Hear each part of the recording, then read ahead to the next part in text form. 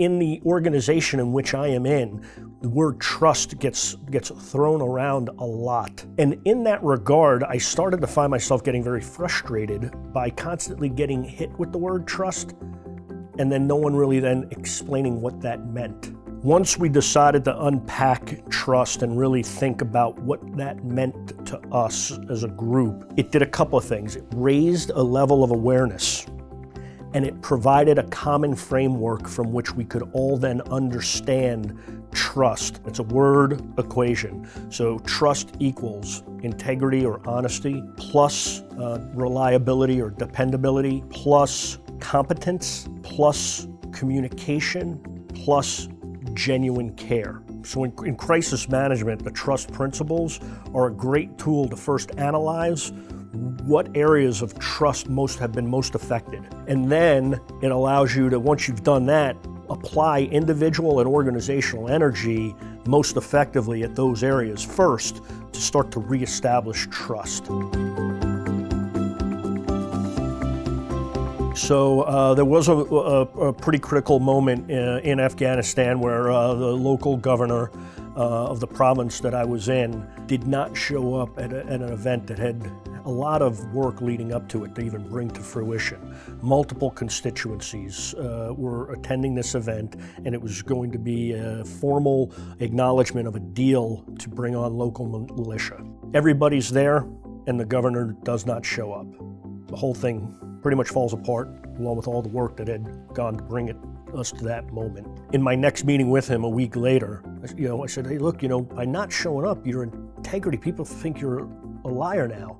You weren't reliable on being where you said you were going to be. And in talking to him about that, he was concerned because ultimately his driver went the wrong way. And he was in the back of the car not really paying attention. Communications aren't good.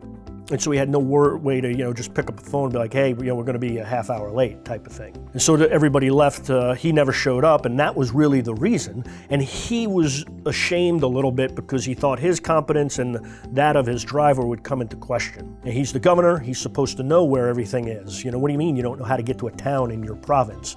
Not that uncommon in that area, it's not easy.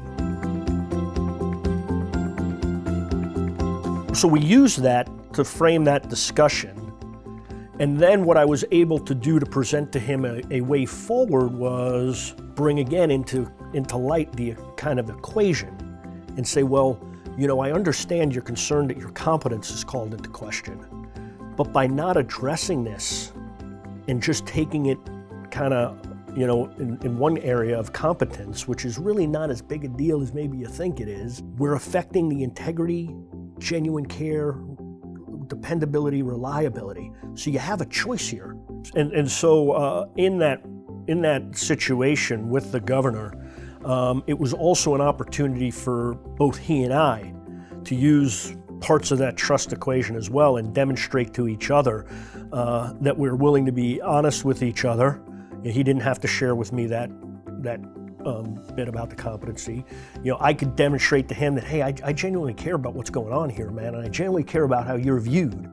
We ultimately ended up establishing trust with each other and moving the trust peg in the right way using those different components of the equation. And so the net result was then to take this meeting that had completely collapsed and a month or two later reestablish that meeting and bring to fruition the security forces in that area that had a very positive effect in a local, very localized way. So it was a win really in a number of different areas with a number of different constituencies, starting with me to him, and then larger us to the populace through the security forces.